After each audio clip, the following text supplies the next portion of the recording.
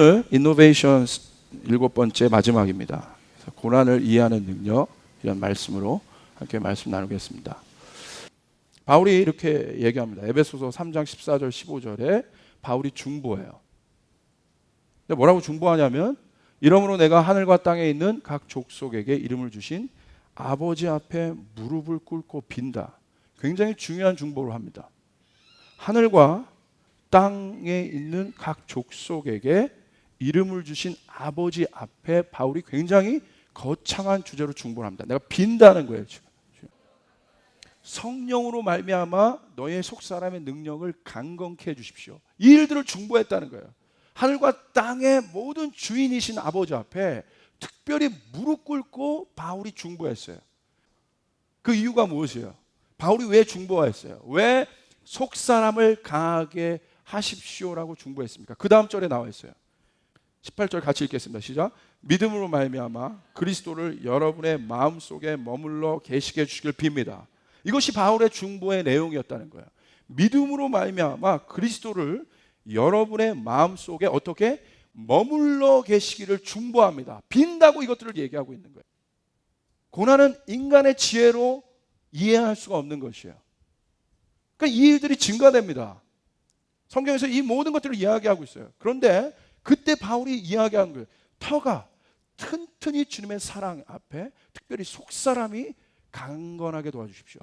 모든 성도와 함께 모든 사람들이 그리스도의 사랑의 넓이와 길이와 높이와 깊이가 어떠함을 깨달을 수 있게 되고, 할렐루야, 여러분 각자 안에 하나님의 언약을 받고 그 언약으로 인해서 변화하고 있는 자, 혁신되고 있는 자들이 느끼는 감정들이 이런 거예요. 와, 처음에 교회 다녔던 사람들이 야, 기도하면 이런 일들이 이루어지는구나.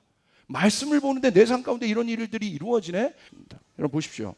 그러면서 우리의 속사람을 강건하게 하는 목적이 무엇입니까? 18절에 보시면 마음속에 머물러 계시게 해주시길 빕니다라고 얘기했어요. 견고한 것을 의미해요. 두 번째, 모든 성도들이 알아야 될 것이 무엇입니까? 19절, 친밀감을 말합니다. 모든 사람들이 그리스도의 사랑을 알게 도와주십시오. 견고함과 친밀감이에요. 이 두 단어를 깊이 묵상하셔야 합니다. 왜 강건하게 해달라는 거예요? 그 말은 약함이 있기 때문에 그래요. 내 속사람이 강건해지지 않으면, 다시 말해서 절대 그리스도의 사랑을 깨달을 수가 없어요. 성령께서 뭐를 중보하시겠습니까? 성령님의 사역을 우리가 이해해야 됩니다. 성령님께서 우리 안에 어떤 영역 가운데 오셔서 일하실까? 여러분 성령님의 도우심을 여러분 받고 싶으세요? 성경은 명확하게 얘기하고 있습니다. 성령께서 우리를 도우신다는 거예요. 언제? 내가 강건할 때? No.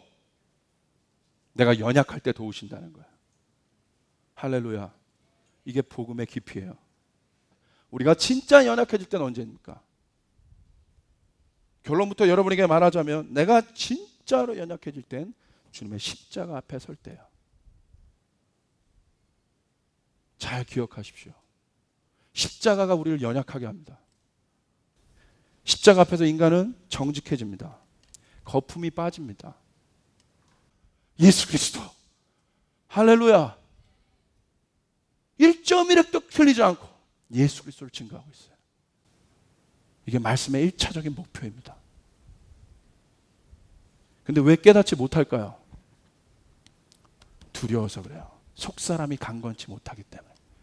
왜? 십자가 앞에 설 때 어떤 일이 일어납니까? 긍휼의 마음이 움직이기 시작합니다. 어떠한 환경과 어떤 역경 가운데 있어도 여러분 흔들지 말라는 거예요. 할렐루야. 십자가는 즐거운 것이에요. 마지막 때에 풀려진 십자가는, 천국 복음은 우리를 살아있게 하는 것이에요. 아멘. 우! 이것에 반응하는 세대들이 일어나는 거예요. 그리스도의 보혈을 이해하는 자들이 일어나는 겁니다. 고린도전서 2장 10절에 이 말씀이 있어요. 오직 하나님이 성령으로 이것을 우리에게 보이셨으니 성령은 모든 것 곧 하나님의 깊은 것까지도 통달하신다. 하나님의 가장 깊은 것이 무엇이겠습니까? 드디어 풀렸어요. 그것은 십자가입니다. 할렐루야. 이렇게 간단한 걸 내가 그리스도와 십자가 위에는 아무것도 알지 않으로 작정하였다면서 알 수 없는 신비한 메시지를 풀어냅니다. 그러면서 성령께서 뭐라고 얘기합니까? 이것을 우리에게 보이셨다. 성경은 한 메시지를 관통하고 있어요. 예수 그리스도를 우리에게 보여주는 거예요. 우리의 마음을 강건하게 해서 그 십자가가 얼마나 영광의 십자가인지 알게 하는 거예요. 그래서 여러분 안에 있는 고난과 어려움과 연약함과 모든 문제를 통해서 사단이 공격해서 들어오지만 십자가의 능력을 아는 자들은 사랑으로 그것을 돌파하여 일어나는 것이에요. 이것이 십자가입니다. 아멘. 하나님의 말씀은 큰 이번 아들 예수 그리스도를 증거합니다. 구약과 신약의 모든 주제는 아들 예수 그리스도를 사랑하는 증거입니다. 아멘. 인간의 궁극적인 목표는 아들 예수 그리스도의 사랑을 통한 하나님의 아버지를 아는 것입니다. 세 번째, 성령님의 궁극적인 목표는 누굽니까? 아들 예수 그리스도를 증거하시는 거예요. 모든 것이 예수, 모든 것이 예수예요. 오직 예수. 할렐루야.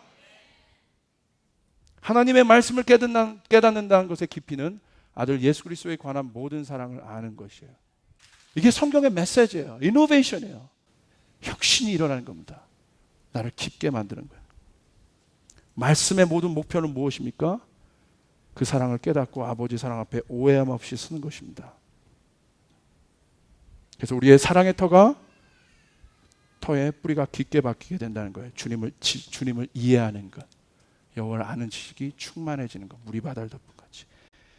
고난을 해석해야 됩니다. 이노베이터, 제 말씀의 메시지의 결말입니다. 그 마지막 때에 일어나는 이노베이터들은 뭐냐? 혁신가들은 뭐냐? 많은 사람들이 여러분에게 물을 거예요. 고난을 물을 겁니다.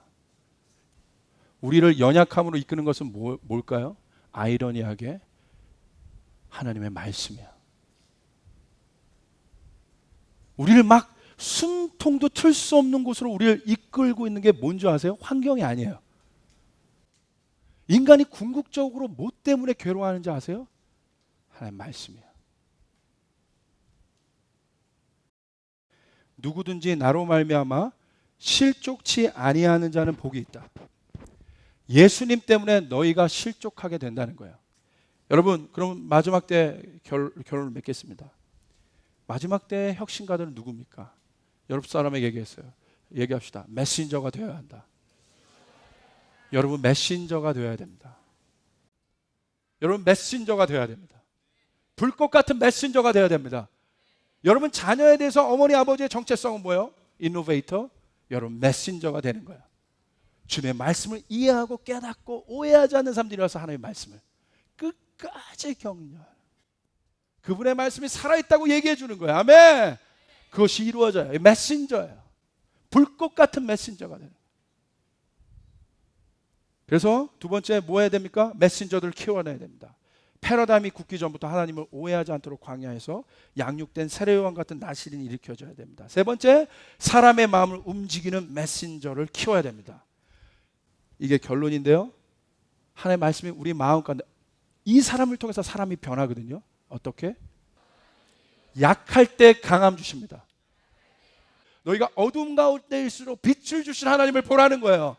승리의 하나님을 보라는 거예요. 십자가가 어둠이 아니라 능력의 영광이라는 걸 보라는 거예요. 마지막 때 메신저들은 그와 같은 사람을 깨워내는 거예요. 하나님의 영광 앞에 서게 하는 것입니다. 두려움 앞에 서는 것이 아니라 너희가 볼 영광 앞에 모든 민족이 서게 될 것이다. 할렐루야.